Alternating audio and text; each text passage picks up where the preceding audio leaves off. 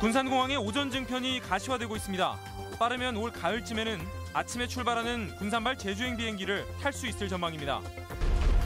모악터널에서 차량 화재가 발생해 출근길 극심한 정체가 빚어졌습니다.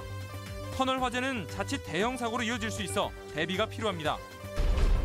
각 당 대통령 선거 후보들의 지역 발전 정책과 공약을 알아봅니다. 첫 시간인 오늘은 새만금 내부 개발과 해수 유통의 필요성을 짚어봤습니다. 여러분 안녕하십니까? 전북권 뉴스입니다. 군산공항에서 제주행 오전 비행기 운항이 유력시됩니다. 이스타항공에 김포 제주 노선을 투입하는 방안에 뜻이 모아졌습니다.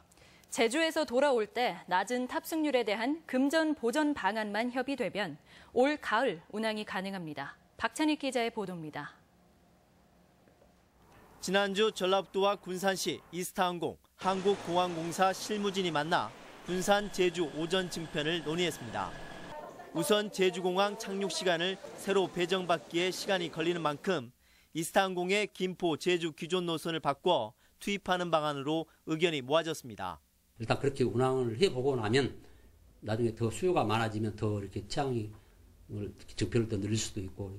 군산공항에서 오전 일찍 제주로 갔다 저녁 늦게 돌아오는 노선이 가장 선호되지만 비행기가 군산공항에 머무를 때 승무원 숙박 등 추가 비용이 만만치 않기 때문입니다. 또한 겨울철에는 폭설 등으로 결항이 잦은 만큼 3월부터 10월 초까지 운항하되 수요가 많은 주말 포함 주 4일 운항이 가능한 대안으로 제시됐습니다.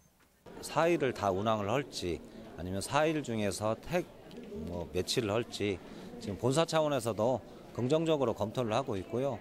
남은 논의는 제주에서 군산으로 올 때 우려되는 낮은 탑승률을 얼마만큼 금전적으로 보전해 주느냐입니다. 수억 원의 추가 부담이 있지만 도와 군산시 모두 적극적입니다.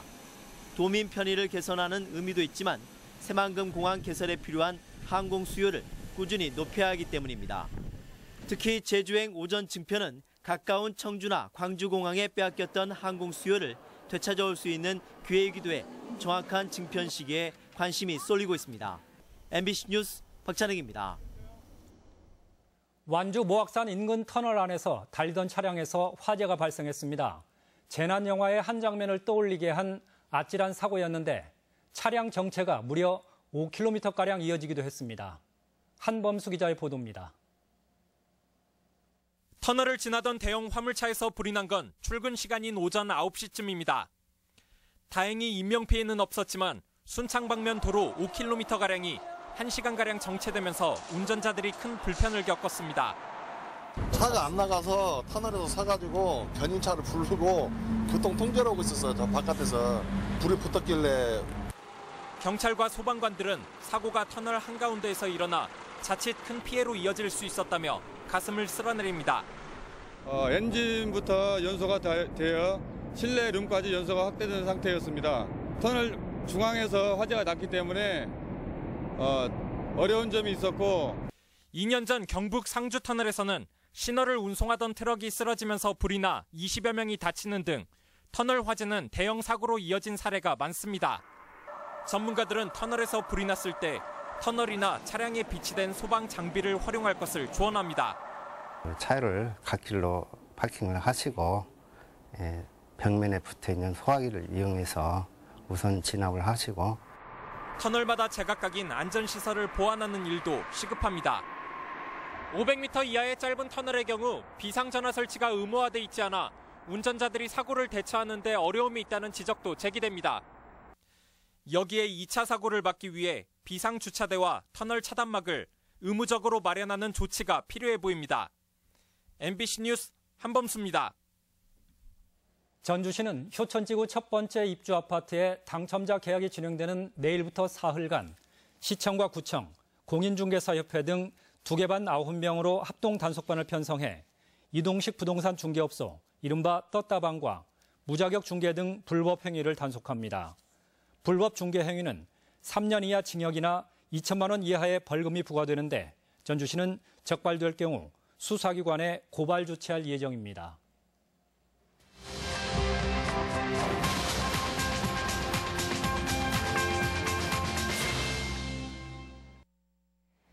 대선이 한 달도 채 남지 않았는데요. 각 당 후보들의 지역 발전 공약을 알아봅니다. 오늘은 첫 순서로 각 후보들의 새만금 정책 현안을 집중 분석합니다. 이종휴 기자입니다. 방조제로 해수 흐름이 막힌 새만금 내부 호수는 물고기가 집단 폐사할 정도로 수질이 좋지 않습니다. 화학적 산소 요구량인 COD 기준으로 2015년 6등급, 2016년에도 4, 5등급에 머물렀습니다. 이 때문에 배수관문을 열어 바닷물이 상시적으로 드나들게 해야 한다는 주장이 설득력을 얻고 있습니다. 필요 없는 물을 얻기 위해서 물을 막아놓으면 물이 썩겠죠.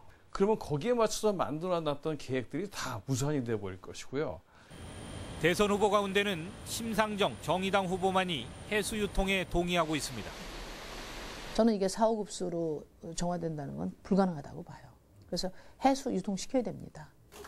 유력 주자인 문재인 안철수 후보는 새만금 해수 유통에 대해 언급이 전혀 없습니다.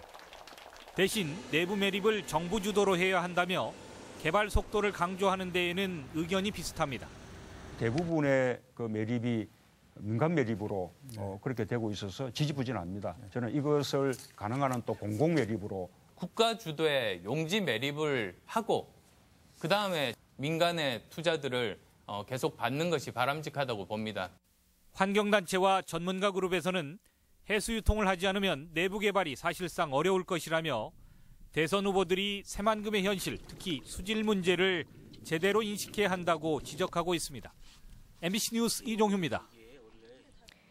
전라북도 선거관리위원회는 다음 달 9일 실시되는 대통령 선거에 신체 장애로 거동이 불편하거나 병원이나 요양소, 교도소 근무 등으로 투표가 여의치 않을 경우 내일부터 15일까지 거소투표를 신청할 수 있다고 밝혔습니다. 거소투표 신고는 선거관리위원회 홈페이지를 통하거나 읍면동사무소에 서면으로 신청할 수 있습니다. 전주시의회 서선희 의원은 지난주 시 예산인 재량사업비로 본인 지역구이자 도의원 보궐선거가 치러지는 서신동 일부 경로당에 냉장고 등 전자제품을 지원했습니다. 국민의당은 보궐선거 지역에서 선심성 재량사업비 집행은 특정 후보 지원이라고 비판했고 서 의원은 책정된 재량사업비를 쓴 것뿐이라고 해명했습니다. 독립 대한영화제의 도시 전주에 영화의 전당 건립이 추진됩니다. 내년이면 국제영화제 20년, 그 위상에 걸맞는 기반시설인데 관건은 역시 예산입니다. 이경희 기자입니다. 한 달 뒤에 열리는 제18회 전주국제영화제. 지난해에 이어 올해도 고사동의 한 사설 주차장을 임대해 개막식을 치릅니다. 올해는 이 장소에 2,000석 규모의 돔 모양의 텐트를 쳐 개폐막식과 야외 상영 등이 진행됩니다. 비가 오면 프로그램이 취소되는 등 안정적인 행사 진행이 어렵다 보니 고육지책을 쓴 겁니다. 텐트 설치 비용만 1억여 원. 매년 행사 공간에 대한 아쉬움이 남습니다. 궁극적으로는 이제 전주영화제가 좀 더 발전하기 위해서는 안정적인 영화 상영 공간과 축제 공간이 있어야 된다고 생각합니다. 전주시가 전주 필름 스퀘어라는 이름으로 영화의 전당 설립을 추진하고 있습니다. 토지 매입을 포함해 총 예상 사업비는 395억 원가량, 사무실과 야외 공간 임대 비용 등 6억 원가량이 해마다 절약될 것으로 보고 있습니다. 무엇보다 부산에 이어 전주에 영화 전용 공간을 마련하면 축적된 자산을 보존하고 활용하는 시금석이 될 것으로 기대되고 있습니다. 많은 예산이 소요되고 그래서 국가 예산이 꼭 필요합니다. 그래서 저희는 정치권과 연계해서 국가 예산을 확보해서 전주시는 4월부터 용역을 발주해 타당성을 따져본다는 계획으로 부지 마련 대책과 함께 활용 방안도 꼼꼼히 검토돼야 할 것으로 보입니다. MBC 뉴스 이경입니다. 전주국제영화제 조직위원회는 내일 오후 2시부터 영화제 공식 홈페이지를 통해 개폐막식 예매를 시작하고 오는 13일 오전 11시부터 일반 상영을 실시한다고 밝혔습니다.